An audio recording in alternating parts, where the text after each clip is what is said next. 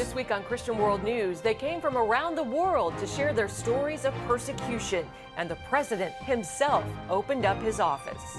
Plus, as Ebola spreads in the DRC Congo, the American doctor who nearly died from the disease is back at work in Africa. We'll ride alongside Dr. Rick Sacra as he continues his medical mission of mercy. And communion on the moon. 50 years ago, 2 American astronauts landed on the lunar surface. One of them took time to give thanks to God. If I landed on the moon, George, I would be giving thanks to God, too. Absolutely. Welcome, everyone, to this week's edition of Christian World News. I'm George Thomas. And I'm Wendy Griffith.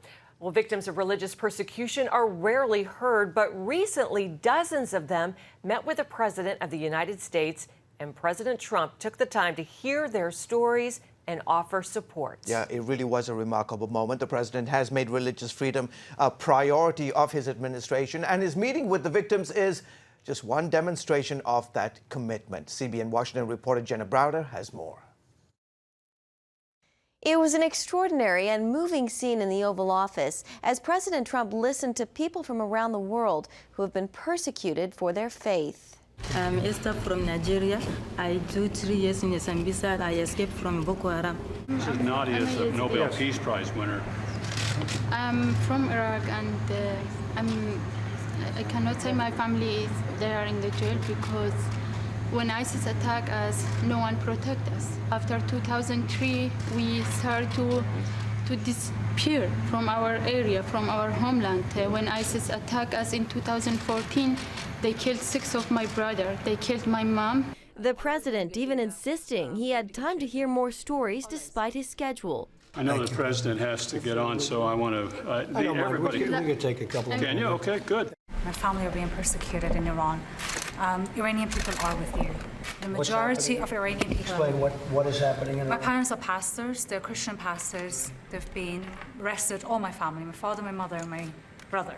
They are free on bail, awaiting their trial and long sentences. They've been invited, along with thousands of others, to tell their stories and take part in the Trump administration's initiative to protect and promote religious freedom. You have over 16 countries represented here. You have approximately 27 people, but I was in the room yesterday with thousands, and we had thousands that could not get in. So we thank you, President, for being the leader, the courageous leader to stand up not only in our nation, but countries all around for all faith of all people, that we should have the practice and the right to practice our religion. Pastor Paula White referring to the second ministerial on international religious freedom, hosted by the administration this week. The State Department says 80% of people worldwide live in a religiously restricted environment. All people from every place on the globe must be permitted to practice their faith openly in their homes, in their places of worship, in the public square, and believe what they want to believe. In Washington, Jenna Browder, CBN News. By the way, at the closing of the ministerial meeting, the Secretary of State Mike Pompeo announced the creation of an international religious freedom alliance to make persecution a top priority. This is a big deal. Yeah. Well, one of the goals of the alliance will be to hold accountable countries which deny people the right to practice their faith. Eric Phillips has details. Secretary of State Mike Pompeo was clearly pleased with the growth of this year's ministerial, with hundreds more in attendance compared to last year. He says it's proof positive that religious freedom is important to billions of people the world over, and that's why he's announced an important next step. We will create the International Religious Freedom Alliance. Secretary of State Mike Pompeo said he hopes the alliance will bring like-minded countries together outside of this annual conference. It will provide a space for the work that we do here to flourish throughout the year. Pompeo went through a litany of documented cases of religious persecution, even pointing to this very conference and those who were denied the chance to be here, like some from Cuba. Last weekend, the Cuban government prevented them from boarding their flights to travel to Washington, D.C. to express their religious freedom. Such is the thuggish, intolerant nature of the current regime in Havana. But he called China the worst offender of religious freedom. It is truly the stain of the century. noting since 2017, the Chinese government has detained more than 1 million Muslims and other minorities. In China, the Chinese Communist Party demands control over the lives of the Chinese people and their souls. Vice President Mike Pence greeted the ministerial on behalf of the president, saying the White House is taking punitive steps in the fight for religious freedom. Today, I'm announcing that the United States has placed sanctions on 2 leaders of Iranian-backed militias for all they've done. We will hold them accountable. I hope good people everywhere will see that our movement is just getting started. Pompeo also noted that he's aware that communist China discouraged other countries from coming to this year's ministerial. And he said to those who came in spite of the pressure, we salute you. But to those who bowed to the pressure and did not come, he says, we took note. In Washington, Eric Phillips, CBN News. Thanks, Eric.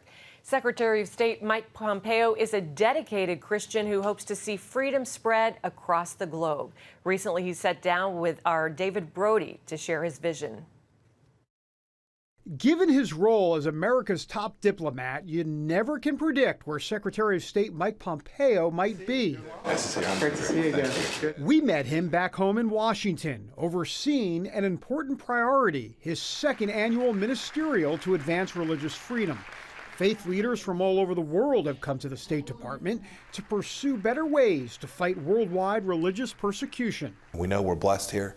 It's our first freedom enshrined in the U.S. Constitution, but that's not the case everywhere. That's for sure. Religious persecution is on the rise, but the number of refugees allowed into the United States to escape is much lower than in previous administrations. Just 30,000 refugees will gain asylum this year.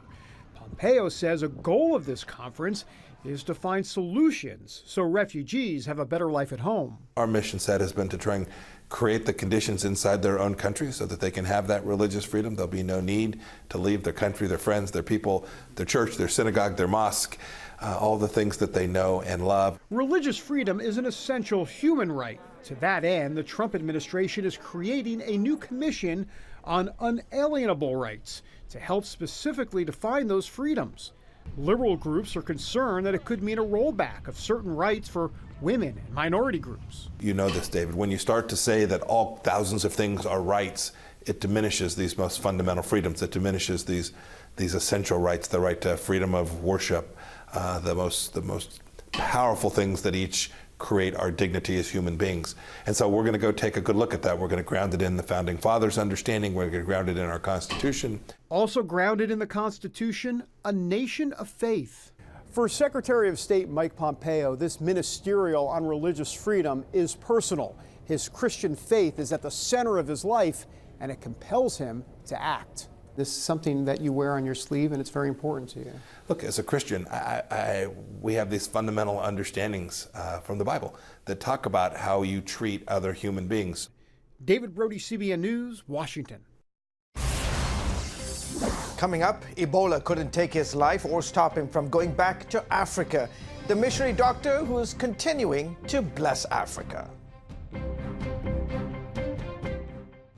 People want to know, is there a plan and how do you find it? CBN presents The Plan. 8 keys for understanding God's will for your life. We're going to talk about God's plan for your life. Is there a plan for everyone's life? In Pat Robertson's latest teaching, you'll discover the secret to knowing and living out God's unique purpose for you. The plan of God will be unfolded in your life in ways you couldn't believe possible. In The Plan, Pat reveals the principles to understanding God's will so that you will be filled with peace, provision, joy, and satisfaction. Plus, see amazing stories of how others are living out their individual purpose intended by God. God is faithful, and we did what He told us to do. Live the life God has designed for you. I hope that God works out a plan in you that will bring blessing, joy, peace, and happiness. Get the plan. Call 1-800-700-7000 or visit cbn.com. Remember for a moment what it was like to be a child. You believed every story you were told. You saw a world full of endless possibilities. What stories will the world's orphaned and at-risk children believe? We believe the Bible tells the only story truly worth believing. We believe that every child should have the opportunity to dream, the chance to take challenges and turn them into possibilities, the chance to stand on the promises of God, to recognize their place in the greatest story ever told. They have their whole lives ahead of them. Theirs is a world of endless possibilities. They are looking for a story to believe. We will tell them that story. Will you join us?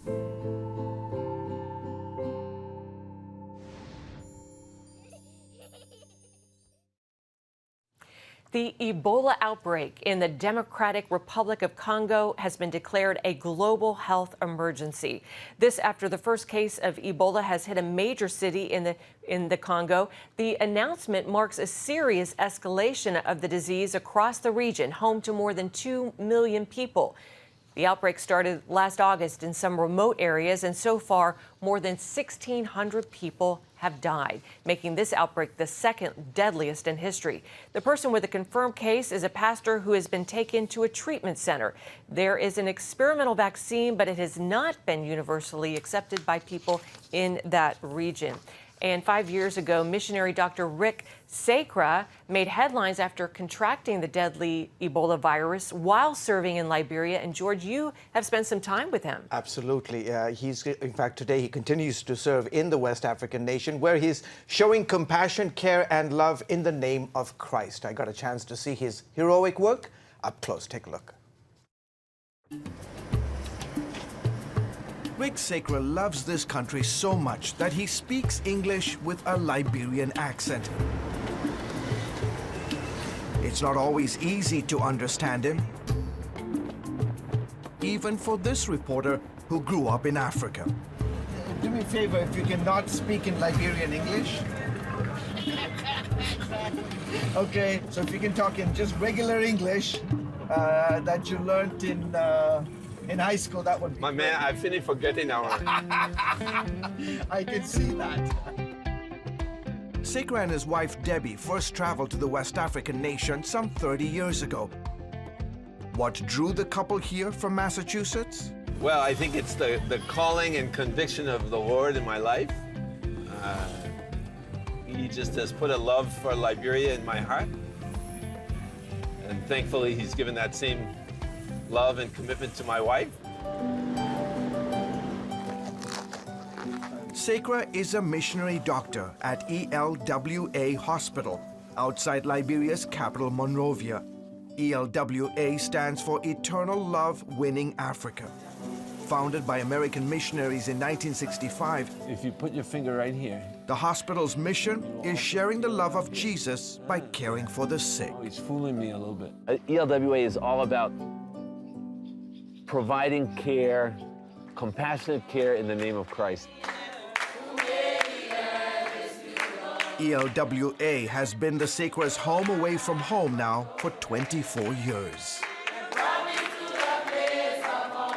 In Corinthians it says, Christ's love compels us. And I think that that just characterizes the way that we feel that Christ's love compels us to go where we're needed. Since arriving here on the shores of Liberia back in 1995, Dr. Sacra has had one driving passion, and that is to train the next generation of Liberian doctors. His dream came true, by the way, about 1.5 years ago, when he launched the first family medicine program. So what about abscess? It's the only one of its kind here and gives the 56-year-old doctor an opportunity to put his training to use as a family physician. It's been my desire for many years to be able to pour my life and my skills and my experiences into local doctors who'll be able to pick up where I'm going to leave off. All right, this is the man on the motorcycle is Jeremiah Colley, and he's leading us. We're going to follow him. We are going to his home. Payakweli is where he came from. For Sacra, it's also about using medicine for ministry. Oh, yeah. Come on, Big Daddy. You can do it. CBN News joined a team from the hospital on a medical outreach to the Liberian forest. Getting to take you on this medical outreach trip into a rural area and see, bring a pastor with us who can share Christ in the vernacular, along in concert with what we're doing medically. It's just exciting. Our 2-hour journey through the bush brought us to this remote village. This was not here the last time I was here. After a time of worship, prayer, and a short sermon by the village pastor, Sacra and team spend the next 9 hours tending to more than 300 villagers. Folks here don't have access to medical facilities. They have to walk several hours to get to a medical center. Jarto Holdero and her baby had to walk 3 hours to today's outreach. She, like so many that CBN News spoke with, was grateful for the team's visit. I'm so thankful to God that I could come to have my daughter seen by the doctors. It was a difficult journey, but worth it. Probably in that operating room. The Sacras also pay a price. They have lived through 2 civil wars, and the 2014 deadly Ebola outbreak in West Africa almost cost Rick his life. He got infected with the virus while caring for a pregnant woman at ELWA Hospital and had to be airlifted from Liberia to a treatment center in Omaha. An American doctor who became infected with the Ebola virus in West Africa is in stable condition tonight at a Nebraska hospital. Thankfully, he survived and returned to Liberia several months later to continue his calling of loving the stranger. And as I always joked with people, hey, I'm immune now. I can't get Ebola again, so I might as well go and help. In late January, Dr. Sacra received the prestigious $500,000 L'Chaim Prize for his work in Liberia. His hospital is also one of the recipients of a $2 million matching grant given by African Mission Healthcare and CBN that will help improve ELWA's infrastructure, train additional medical experts, and expand compassionate care to the Liberian people. Resources that Sacra says will go a long way to saving lives, both physically and spiritually. Modern day heroes. They really are. I mean, you go to, there's no water, there's no running electricity, such difficult places. They leave the comforts of America. He got Ebola, survived months later. Wow. And he's back. I mean, these are just sacrificial love, amazing people. That was a scary time. And you had to go into quarantine. I did. Because 30 you were days. 30 days. That was tough. Thank God you didn't have it. We were all very happy about that. Good story. Thanks. Up next, on the surface of the moon, a man stops to remember the creator of the universe. That remarkable story when we come back. It's about the competition. I kind of put that pressure on myself, and I think people had expectations. It's about overcoming. We use this phrase all the time, keep chopping, keep practicing hard. It's about going the distance. I think as a father, it's my job, to lead, just be the best husband and father I can be. Watch Going the Distance with Sean Brown Saturday night at 7:30 on the CBN News Channel. Woohoo! Hi, Superbook fans. Here's something else you'll love. Whoa! It's the new Superbook Bible app. It's packed with games, activities, and Superbook episodes that you can watch for free. Oh, no! There's trivia, a fun daily devotional, and answers to your Bible questions. Plus, an easy-to-understand Bible the whole family will enjoy. You can even create your own Superbook character. Ta-da! Whoa! No spur falls, man. Come. Sorry, pardon me. Sorry, excuse me. Ouch! Are you getting this? Earn super points to win daily prizes, too. And so much more! Time to get back to my adventures. See you soon. It's the new Superbook Bible app. Free downloads on iTunes, Google Play, and Amazon. How can you find God's plan for your life? CBN presents The Plan, 8 Keys to Understanding God's Will for Your Life. In Pat Robertson's latest teaching, you'll discover the steps to take in following God's plan, how to know for certain when God is leading you, how to get rid of spiritual blindness and see God work. God said, I've got a plan to give you a future and a hope. Get The Plan. Call 1-800-700-7000 or visit cbn.com.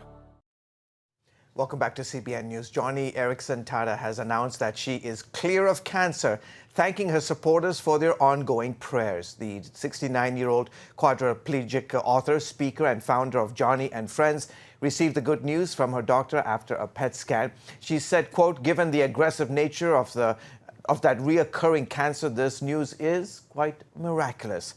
She was diagnosed with stage 3 breast cancer 8 years ago and underwent a mastectomy and chemotherapy treatment. You can find out what she says about her battle with cancer on cbnnews.com. Great news. Well, 50 years ago this month, on July 20th, 1969, astronauts Neil Armstrong and Buzz Aldrin walked on the surface of the moon. Though conquering space certainly marked a triumph for science, God kept showing up in man's quest for the moon. CBN's Paul Strand brings us that often untold part of the story. Getting to and landing on the moon may have been one of mankind's greatest accomplishments, but the astronauts who reached it didn't leave God out of the picture. Historian William Federer points to the Apollo 11 moonwalkers. Before they get out of the lunar module, they have a moment of silence, and Buzz Aldrin celebrates communion. He pours the grape juice in 1/6 gravity, and it does a slow little circle, and he reads John 15, "I'm the vine, you are the branches," and he takes bread that was partly consumed at the communion service before he launched. He saved a piece of the bread, and he celebrated communion. So the first items that were consumed on the moon was communion. The world didn't hear it because a famous atheist had given NASA grief over Apollo 8 astronauts publicly reading from the Bible. Madalyn Murray O'Hair had threatened to sue because Apollo 8 had mentioned God. They read from the book of Genesis. In the beginning, God created the heaven and the earth. As Apollo 11 headed back to Earth, Buzz Aldrin said this to a listening world. Reflecting on the events of the past several days, a verse from Psalms comes to mind. "When I consider the heavens, the work of thy fingers, and the moon and the stars, which thou hast ordained, what is man that thou art mindful of him?" 9 months later, when an accident on board Apollo 13 might have doomed its 3 astronauts to die in space, much of the planet turned to God. President Nixon calls the nation to pray. And they have prayer on the Chicago Board of Trade and the Vatican and the Wailing Wall all around the world. Lord, your astronauts will come back safe. Apollo, the recovery, over. For the one flight down at this time, the three chutes are displaced in the water. The exploration of space has been hazardous adventure. The voyage of Apollo 13 dramatized its risks. With the crew alive and back on Earth, mankind thanked God. President Nixon has a national day of Thanksgiving to celebrate this. One of the last Apollo flights featured Mission Control's Charles Duke getting to walk on the moon. He spoke of it later. I used to think that, I'm paraphrasing, going to the moon would be the greatest achievement. He says, but my walk with Jesus is more memorable because it's an everyday affair. So just a fascinating faith that Charles Duke had, plus all the astronauts. Jim Irwin became, Apollo 15 became an evangelical minister, and Apollo 14 left a microfilm copy of the King James Bible on the moon. It's interesting how many of those men who flew far into the heavens couldn't get the God of heaven out of their thoughts. Paul Strand, CBN News, Washington. Wow, you said it well, Paul. Well, for more stories just like this one, you can go to our website at cbnnews.com. As the world watches from the outside, it's a big diplomatic tug-of-war here in the Middle East. Go inside the story with Jerusalem Dateline. Israeli archaeologists are talking about a discovery that could change the thinking about the Temple Mount. Join CBN Jerusalem Bureau Chief Chris Mitchell and get the biblical perspective on the events shaping the world. It's what starts in Israel, then ends up going to other places. Watch Jerusalem Dateline, Friday night at 9:30 on the CBN News Channel. Orphans Promise is committed to loving and serving at-risk children, to helping keep families together, and to creating opportunities for strong and sustainable communities around the world. We're working in over 60 countries around the world, and with your help, we can do even more. There's an old African proverb I love that says, if you want to run fast, run alone. But if you want to run far, run together.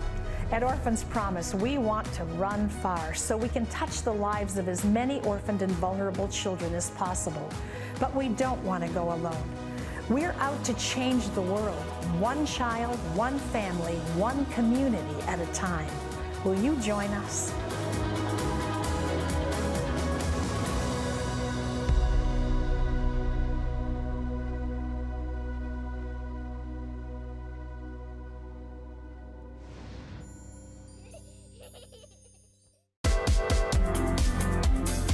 Meet the pastors who are preaching the gospel in a fresh, fearless way.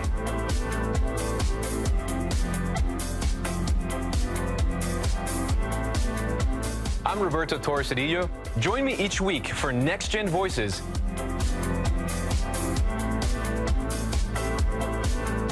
And watch God transform a generation.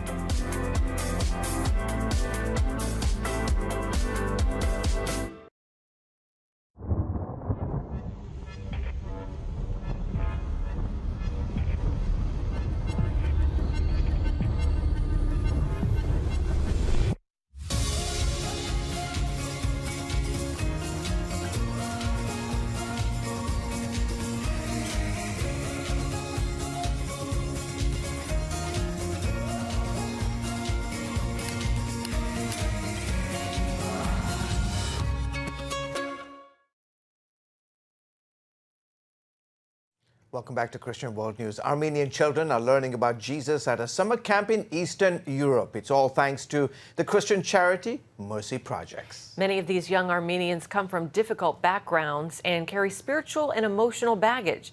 Peter Wooding of the Global News Alliance shows us how the gospel is transforming their lives. Over the past decade, hundreds of Armenia's neediest children have been impacted by coming to Mercy Project's life-changing Bible summer camps on the coast of Georgia. Some from the most difficult circumstances even come back to serve as camp counselors. Gore continues to deal with the trauma of losing his mother as a child, and because his father is an alcoholic, he may eventually have to be taken into care in an orphanage. He was special to me because he seemed so happy in camp. He sang. Every time he was doing a project, he was either humming or singing. And so I inquired about him and found that actually his home situation is not a good one. But when he was able to come to camp, he had a whole new experience and whole new opportunity. Gore hopes the gift that God has given him to sing will someday help him to fulfill his dream to do this professionally. So many of the other young people from Armenia are being helped to fulfill their potential, particularly thanks to the daily Bible teaching they receive at camp. So what have they been learning about God? God loved me and God helped me. I learned the stories and the God loves me. And as this next generation of Armenian youth grows closer to God through Mercy Project's camps, it's hoped their growing faith will enable them to impact their own country for Christ. Peter Wooding reporting for the Global News Alliance. Thank Peter, you, Peter. Appreciate I love that they're learning the basics. God loves me. That's right. God helps me. That's right. Yeah, Amen. it's beautiful. Well, folks, that's it for this edition of Christian World News. Until next week, from all of us here, goodbye, and as always, God bless you.